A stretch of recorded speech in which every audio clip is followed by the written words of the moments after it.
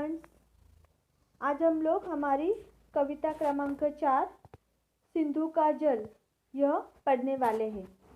इसके कवि है अशोक चक्रधर। तो चलिए जानते हैं कवि का परिचय। अशोक जी का जन्म 8 फरवरी 1951 खुर्जा उत्तर प्रदेश में हुआ था। उनका परिचय। अशोक चक्रधर जी बहुमुखी प्रतिभा के धनी हैं, मतलब बहुत सारी भाषाएं उनको आती है। आपने कविता, हास्य व्यंग्य, निबंध, नाटक, बाल साहित्य, समीक्षा, अनुवाद, पटकथा आदि अनेक विधाओं में लेखन किया है। प्रमुख कृतियाँ बूढ़े बच्चे, तमाशा, खिड़कियाँ, बोल गप्पे, जो करे सो जोकर आदि कविता संग्रह। इस पद्य के संबंधी लेखक के क्या विचार है जानते हैं। पद्य संबंधी में इस कविता की विधा नई कविता है। संवेदना के साथ मानवीय परिवेश के संपूर्ण वैविध्य को नए शिल्प में अभिव्यक्त करने वाली काव्य धारा है कविता। प्रस्तुत कविता के माध्यम से चक्रधर जी ने सभ्यता, संस्कृति, इंसानियत, सर्वधर्म समभाव, परदुःख कातरता आदि मानवीय गुणों पर दृष्टिक्षेप किया है। मतलब प्रस्तुत कविता के माध्यम से कवि ने हमें अपनी सभ्यता, संस्कृति और मनुष्य के प्रति जो इंसानियत की भावना होनी चाहिए उसके बारे में बताया है। तो आइए पढ़ते हैं हमारी यह कविता सिंधु का जल। सिंधु का जल।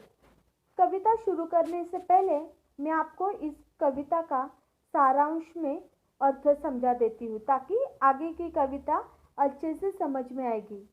प्रस्तुत कविता में कवि ने सभ्यता, संस्कृति, इंसानियत, सर्वधर्म समभाव, परदुःख कातरता आदि मानवीय गुणों पर प्रकाश डाला है। ये जो सिंधु नदी है कविता में जो बोला है, यह सिंधु नदी की सभ्यता प्राचीन सभ्यताओं में से ही एक है। यह सिंधु नदी से जुड़ी हुई है। मतलब इस कविता में सिंधु नदी के बारे में उसके तट पर जो भी कुछ हुआ है उसके बारे में जो कहा गया है, उसकी वजह से इस नदी में बहुत उथल पुथल हुई है। यह रक्त रंजित भी हुई है, मतलब बहुत सारे लोगों के खून भी इसके तट पर बहे हैं। इसने धमाके भी सुने हैं, पर यह सभी लोगों के साथ समभाव रखती है और हिंदू मुस्लिम सबकी प्यास बुझाती है। इतना सब कुछ होने के बावजूद भी नदी सबके साथ समभाव की भावना रखती है। हिंदू मुस्लिम कोई भी उसके तट पे आता है तो भी वो उन सब की प्यास बुझाती है। वह धर्म व जाति नहीं देखती। तो इस प्रकार कवि ने हमें यह बताया है कि जिस तरह से नदी बिना धर्म देखे, बिना जाति पात देखे सबके प्रति समभाव की भावना रखती है, सर्वधर्म समभाव की भावना रखती है, उसी प्रकार व्यक्ति को भी सबके प्रति सर्वधर्म समभाव की भावना रखनी चाहिए, ना कि उसका धर्म देखकर उसके साथ व्यवहार करना चाहिए। तो पढ़ते हैं कविता। सतत प्रवाहमान जीवन की पहचान, मैं एक गीली हलचल हूँ, मेरे स्वर में कलकल है, मैं जल हूँ। मतलब यहाँ पे नदी क्या बोल रही है कि मैं हमेशा प्रवाहमान, हमेशा गतिशील रहती हूँ। मैं जीवन की पहचान हूँ, मतलब नदी से हमें जीवन जीने की प्रेरणा मिलती है। नदी से हमें पता चलता है कि जीवन में कैसी भी परिस्थिति क्यों ना आए, हमें डरना नहीं है, रुकना नहीं है, हमें हमेशा चलते रहना है। मैं निरंतर गतिमान हूँ और यही मेरे जीवन की पहचान है, ऐसा नदी कहती है। मेरे स्वर में कलकल की ध्वनि है। नदी बोल रही है कि मेरे स्वर में कलकल की ध्वनि है। मैं सिंधु नदी का जल हूँ, मैं जल हूँ, यानी सिंधु नदी का जल हूँ। सिंधु यानी धरती पर सभ्यताओं का आदि बिंदु। सिंधु यानी धरती पर सभ्यताओं का आदि बिंदु, मतलब धरती पर सभ्यता का उदय मेरे ही तट पर हुआ था, ऐसे सिंधु नदी कह रही है। मेरे ही किनारे पर संस्कृतियों ने सांस ली। नदी बोल रही है कि मेरे ही किनारे पर संस्कृतियाँ पनपी, यानी नई नई संस्कृतियाँ बनी है, उन्होंने सांस ली है। मेरे ही तटों पर इंसानियत के यज्ञ हुए। मेरे ही तटों पर इंसानियत के यज्ञ हुए। गति कभी मंद न हुई मेरी, गति में चंचल, पर भावना में अचल हूँ। मैं सिंधु नदी का पावन जल हूँ। यहाँ पे नदी बोल रही है कि मेरे ही किनारे पर संस्कृतियाँ पनपी है, मेरे ही किनारे पर नई नई संस्कृतियाँ जन्म ली है, इंसानियत फैली है मेरे ही किनारे पर। किस तरह, जैसे नदी पर लोग पानी पीने के लिए आते हैं तो एक दूसरे से बात करते करते एक दूसरे से उनकी पहचान हो जाती है, और इस तरह से वो कब एक दूसरे के साथ मित्र बन जाते हैं, समझता नहीं, एक दूसरे के दुख सुख में भागीदार बन जाते हैं। तो इसलिए नदी बोल रही है कि मेरे ही तट पर इंसानियत फैली। मेरी गति कभी मंद नहीं हुई, मेरी गति चंचल है परंतु मेरी भावना अचल है। यहाँ पे नदी बोल रही है कि मेरी गति कभी भी किसी कारणवश मंद नहीं हुई है, मेरी गति वैसी ही है, मैं चंचल हूँ क्योंकि मेरी भावना अचल है मेरी भावना। और अचल यानी स्थिर, मेरी भावना अचल है क्योंकि मैं सिंधु नदी का पावन जल हूँ। मैं नहाने वाले से नहीं पूछता उसकी जात, उनका मजहब, उनका धर्म, मैं तो बस जानता हूँ जीवन का मर्म। देखिए यहाँ पे कवि क्या, यहाँ पे नदी क्या बोल रही है कि मैं नहाने वाले से नहीं पूछता। नहाने वाले मतलब जो नदी के तट पर नहाने के लिए आते हैं, उनसे मैं नहीं पूछता उनकी जात क्या है, उनका धर्म क्या है, यह सब मैं नहीं पूछता।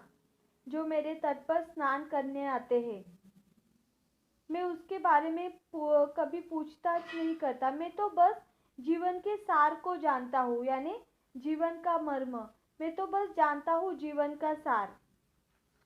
वो लहरें जो सहसा उछलती है, मतलब यहाँ पे नदी बोल रही है कि मेरी लहरें सदा सदा आगे बढ़ने के लिए मचलती रहती है, यानी सदा आगे ही बढ़ती है, और आगे बढ़ने के लिए क्या रहती है, मचलती रहती है। सदा जिंदगी की ओर मचलती है, जिंदगी की ओर मतलब आगे बढ़ने के लिए, जीवन की ओर बढ़ने के लिए मचलती रहती है। प्यास बुझाने से पहले मैं नहीं पूछता दोस्त है या दुश्मन। नदी बोल रही है कि जो भी, नदी यानी नदी का जल बोल रहा है कि जो भी मेरे तट पर, मेरे किनारे पर पानी पीने आता है, अपनी प्यास बुझाने आता है, उसको मैं उसकी जात, उसका धर्म नहीं पूछता। उसकी प्यास बुझाने से पहले कि तू कौन से धर्म का है, हिंदू है तो ठीक है, मुसलमान है ठीक है, दूसरे किसी धर्म का है तो मेरे तट पे पानी नहीं मिलेगा, नहीं, मैं यह सब नहीं पूछता। मेरा तो काम है लोगों की प्यास बुझाना, और वही काम मैं पूरी शिद्दत से करता हूँ।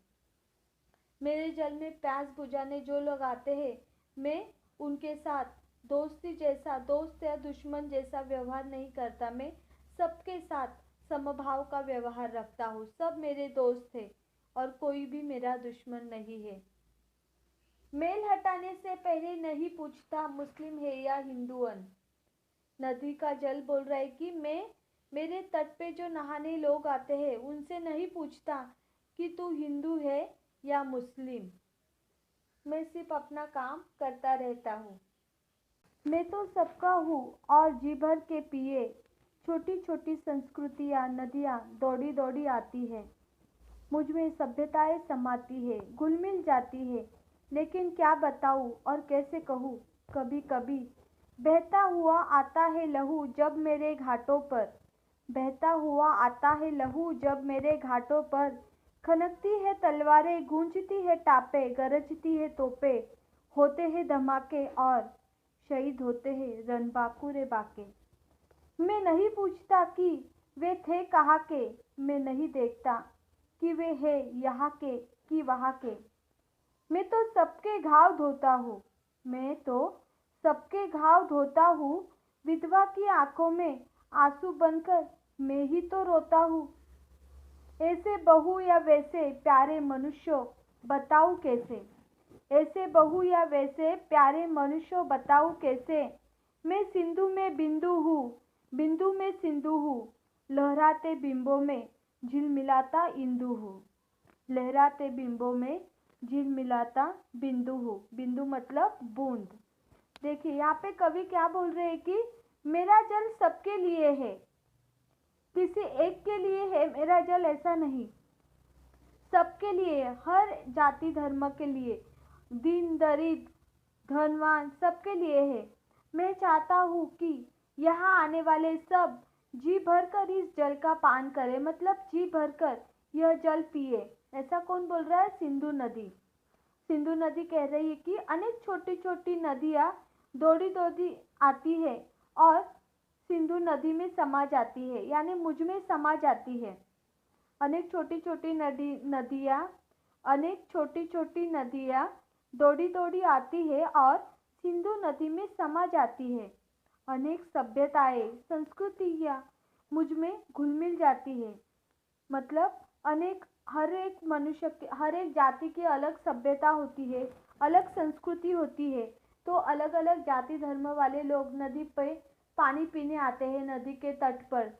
तो वो अलग अलग सभ्यताएं वाले, संस्कृति वाले लोग नदी का पानी पीते हैं। तो इसलिए नदी क्या बोल रही है कि अनेक सभ्यताएं संस्कृतियाँ मुझ में घुल मिल जाती है, लेकिन क्या बताऊं, कैसे बताऊं। कभी कभी मेरे जल में खून भी बहकर आता है। नदी बोल रही है कि मैं क्या और कैसे बताऊं कि मेरे इस जल में, मेरे इन तटों पर कभी कभी खून भी पानी के साथ बहकर आता है। मेरे घाटों पर लड़ाइयाँ होती है, मेरे जल में, मेरे घाटों पर लड़ाइयाँ होती है, तलवारें खनकती है, घोड़ों के टापों से वातावरण गूंज उठता है। मतलब नदी बोल रही है कि उसके तटों पर, उसके किनारों पर लोग युद्ध भी करते हैं, एक दूसरे को मारते हैं, और इस कारणवश वो जो पानी है वो खून से लाल हो जाता है, तलवारें खनकती है वहाँ पर, घोड़ों के टापों से, यानी घोड़ों के पैरों की आवाज से पूरा वातावरण मानो जैसे गूंज उठता है। तोपें गरजती है, और क्या होता है? तोपें गरजती है जिसमें से आग के गोले बरसते हैं एक दूसरे के ऊपर, धमाके होते हैं और अनेक वीर योद्धा शहीद हो जाते हैं, और इन धमाकों में अनेक वीर योद्धा शहीद हो जाते हैं। नदी कहती है कि मेरे लिए वे रणबांकुरे थे। नदी कहती है कि मेरे लिए वह रणबांकुरे थे, मतलब बहादुर वीर योद्धा थे जो इस लड़ाई में शहीद हो गए थे। मैं नहीं पूछता कि वे कहाँ के थे। नदी का जल कहता है कि मैं उन रणबांकुरों को, उन वीर योद्धाओं को नहीं पूछता कि वे कहाँ के हैं, कि वे यहाँ के हैं या वहाँ के हैं, वह कहाँ से आए हैं, यह मैं नहीं पूछता। मैं तो बस सबके घावों को धोता हूँ। जल क्या बोल रहा है सिंधु नदी का कि मैं तो बस सबके घावों को धोता हूँ, समभाव की भावना रखकर, सबके सबको एक ही तराजू में तोलता हूँ मैं। मेरे लिए कोई बड़ा नहीं, कोई छोटा नहीं, कोई अमीर नहीं, कोई गरीब नहीं, न कोई किसी श्रेष्ठ जाति का, न कोई किसी निचली जाति का। मेरे लिए सब एक समान है। मैं सबके घाव धोता हूँ। अनेक विधवाओं के आंसू उनके नेत्रों से निकलकर मेरे ही जल में समा जाते हैं। कवि कहते हैं कि नदी का जल कहना चाहता है कि जब इन रणबांकुरे योद्धाओं की विधवाएं रोती है, तो उनके आंखों से जो जल बहता है, वह जल फिर से मेरे ही जल में आकर समा जाता है। उनके आंखों का पानी फिर से मेरे ही जल में आकर समा जाता है। नदी का जल पूछता है कि प्यारे मनुष्य, मैं कैसे भी बहूं, मैं सिंधु नदी हूँ। मेरे लहराते जल में इंदु अपना प्रतिबिंब देखता है। क्या बोल रहा है नदी का जल कि मनुष्यों, प्यारे प्यारे मनुष्यों, मैं कैसे भी बहूं, मैं सिंधु नदी हूँ। सिंधु नदी का जल कहता है कि मनुष्यों में कैसे भी बहूं, मैं सिंधु नदी हूँ। मेरे जल में, मेरे लहराते जल में इंदु अपना प्रतिबिंब दिखाता है। इंदु मतलब चंद्रमा, अपना प्रतिबिंब यानी छाया, अपना आभास दिखाता है। किसमें? तो सिंधु के जल में। तो इस प्रकार हमने सिंधु का जल यह कविता सीखी है। इससे हमें क्या सीख मिलती है कि मनुष्य को हर एक की तरफ समभाव की भावना रखनी चाहिए। हर किसी मनुष्य को दूसरे मनुष्य के प्रति समभाव की भावना रखनी चाहिए।